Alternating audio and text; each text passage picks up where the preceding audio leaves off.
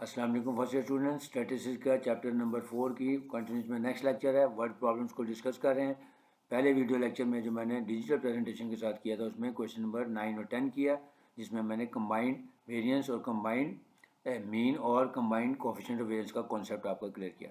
आज हम इसमें देखने जा रहे हैं 4.25 और 4.28, जिसमें स्क्यूनेस की वर्ड प्रॉब्लम हम करने जा रहे हैं। आपको पता है स्क्यूनेस को फाइंड करने के दो मेथड हैं, एक कार्ल पियर्सन का फार्मूला और एक बाउलेस का फार्मूला है। तो उन दोनों के रिलेटेड जो वर्ड प्रॉब्लम्स हैं वो करने चाहते हैं। सीधे चलते हैं स्लाइड पे। एक्सरसाइज 4 है, चैप्टर का नाम है measures of dispersion. Question number 25 ये रहा आपके सामने। व्हाट कैन यू से of skewness in each of the following cases. ये केसेस दिए हैं, उसमें हमने बताना है कि जी स्क्यूनेस के बारे में डिसीजन मेकिंग करनी है। तो स्क्यूनेस के बारे में आपको बता दिया कि दो मेथड होते हैं।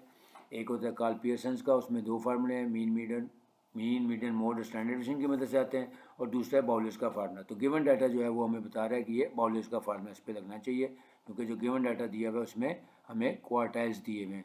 तो उसका तरीका क्या होता है, बाउलेस का फार्मूला आपको आना चाहिए। कोफिशिएंट ऑफ स्क्यूनेस का मैं भी लिखता हूँ। सबसे पहले गिवन डाटा देख लें।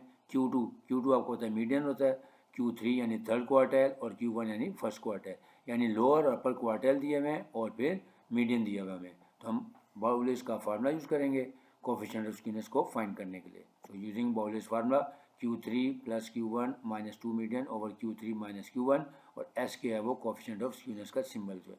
तो इसके अंदर वैल्यूज पुट कर देते हैं। Q3 की वैल्यू है 38.29 प्लस Q1 हमारे पास है 13.73 माइनस 2 टाइम्स मीडियन है हमारे पास 26.01 डिवाइडेड बाय Q3 की वैल्यू है 38.29 और Q1 की वैल्यू थी 13.73। ये 10 टाइपिंग एरर है, बस आपने ये वाला जीरो, वैसे इसकी वैल्यू कोई नहीं है, ठीक है, क्योंकि जीरो एंड वाले जितने भी लग जाए उसका कोई असर नहीं पड़ता। अब इसको हमने कैलकुलेटर से सिंप्लीफाई किया, आंसर आ गया 0। अब आपको पता है कि जब एस के की वैल्यू 0 हो तो डिस्ट्रीब्यूशन हमारी सिमेट्रिकल होती है, और अगर एस के की वैल्यू लेस देन 0 हो तो नेगेटिवली स्क्यूड, और अगर ग्रेटर देन 0 तो पॉजिटिवली स्क्यूड। क्योंकि इसकी वैल्यू हमारे पास 0 आई है, हम लिखेंगे as S K is equal to 0, hence the distribution is said to be symmetrical. ठीक है। Part number 2, given that mean is equal to 1403 and mode is equal to 1487।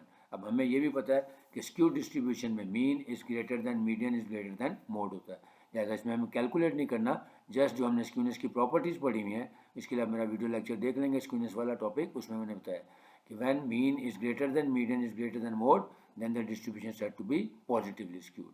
क्योंकि सॉरी यहाँ पे उल्टा है, मीन की वैल्यू छोटी है और मोड की वैल्यू बड़ी, लिहाजा ये नेगेटिवली स्क्यूड होगा। तो यही हम स्टेटमेंट लिखेंगे कि as we know that in a negatively skewed distribution mean is less than median is less than mode. In this case mean is less than mode, क्योंकि mean की वैल्यू है 1403 और मीडियन मोड है हमारा 1487, hence the data belongs to a negatively skewed distribution.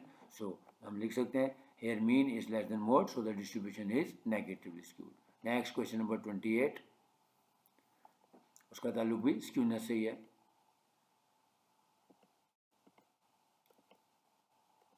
ये रहा question number 28। Lower and upper quartiles of a distribution are 142.36 and 160, यानी again कि लोअर और अपर क्वार्टाइल, यानी लोअर का मतलब है Q1 और अपर क्वार्टाइल का था Q3 की वैल्यूज दी हुई है, while the median is 153.50। Again median भी दिया हुआ है, तो अगेन हम बाउलेस का फार्मूला यूज़ करेंगे और निकाल देंगे वैल्यूज।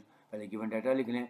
फर्स्ट क्वार्टाइल की वैल्यू यानी Q1 की वैल्यू दी है 142.36, Q3 यानी अपर क्वार्टाइल है 167.73 और मीडियन दिया हुआ हमें 153.50। जस्ट फार्मूला अप्लाई करना है कोफिशिएंट ऑफ स्क्यूनेस का using Bowley's formula.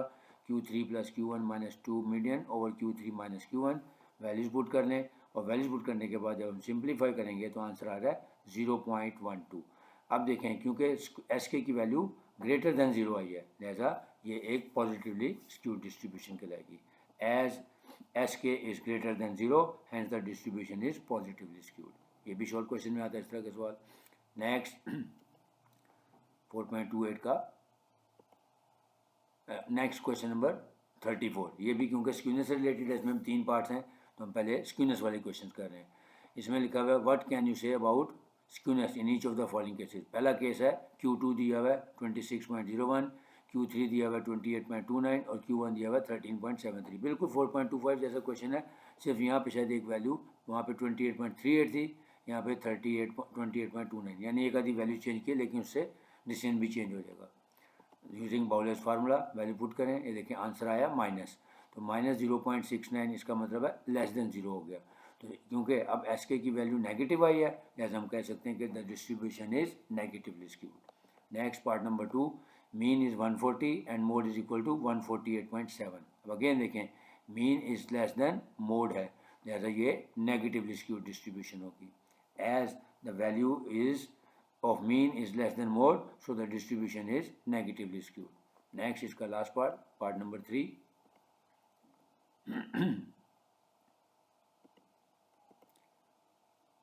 part number 3 ये आ रहा है आपके सामने। The first three moments about 16 are 0.35, 2.9, 1.93 respectively। यानी आपको पता है कि मोमेंट्स का भी अगला टॉपिक भी हमने पढ़ा है। तो मोमेंट्स में जब हमें वैल्यूज दी होती हैं अबाउट एनी वैल्यू, ये ए होता है हमारा, यानी ए हमारे पास 16 है, M1 डैश है 0.35, M2 डैश की वैल्यू है 2.9 और फिर M3 डैश की वैल्यू है 1.93, यानी ये मोमेंट्स अबाउट ए दिए हुए हैं। हम सबसे पहले, क्योंकि वो कह रहा है कि स्क्यूनेस बतानी है, तो स्क्यूनेस के लिए हमें बीटा 1 चाहिए, और बीटा 1 का फार्मूला होता है M3 का स्क्वायर डिवाइडेड बाई M2 का क्यूब। तो पहले मोमेंट्स अबाउट मीन निकालेंगे इसकी मदद से। देखें फर्स्ट मोमेंट अबाउट मीन 0 होता है, लेकिन वो हमें नहीं चाहिए क्योंकि हमें बीटा 1 चाहिए, तो बीटा 1 में हमें सेकंड और थर्ड मोमेंट चाहिए होता है। तो सेकंड मोमेंट अबाउट मीन का फार्मूला होता है M2 dash minus M1 dash का होल स्क्वायर।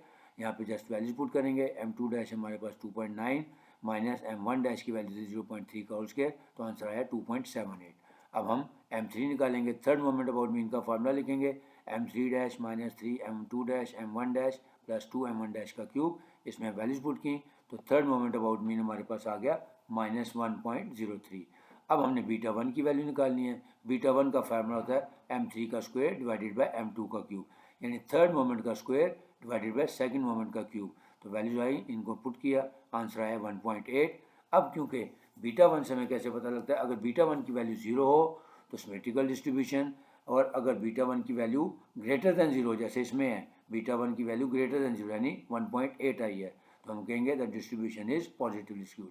और अगर बीटा 1 की वैल्यू नेगेटिव आती तो फिर हम कहते हैं the distribution is negatively skewed.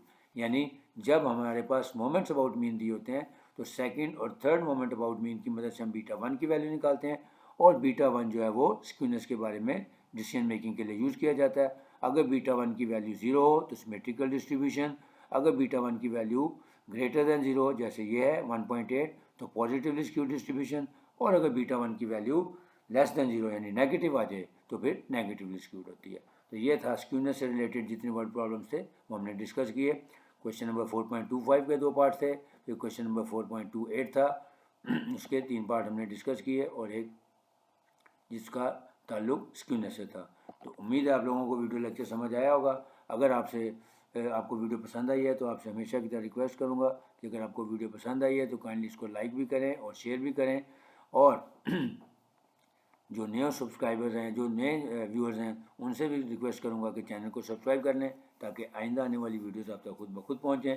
ख़ास तौर पे जो ICS के स्टूडेंट्स हैं जिनका मैथ और स्टैट्स का कम्बिनेशन रखा हुआ है, तो उनके लिए इस चैनल पे आपको मैथ के भी फर्स्ट ईयर के वीडियो लेक्चर्स मिल जाएंगे। आप प्ले लिस्ट में जाएंगे तो फर्स्ट ईयर का मैथ के भी वहाँ पे क्वेश्चंस किए हुए हैं, ट्रिग्नोमेट्री का भी मैंने चैप्टर्स कंप्लीट करवा दिए हैं, और अब आहिस्ता आहिस्ता मैथ और स्टैट दोनों के वीडियो लेक्चर्स अपलोड करूँगा। तो इंशाल्लाह आपको फ़ायदा होगा। इस चैनल पे आपको आसान तरीन तरीके से मैथ और स्टैट के वीडियो लेक्चर मिलेंगे। तो आपसे गुजारिश यही करूँगा कि मेरे साथ बने रहिए ताकि आपको आइंदा आने वाली वीडियोस खुद ब खुद बनेंगी। इजाज़त चाहूँगा। अल्लाह हाफिज़।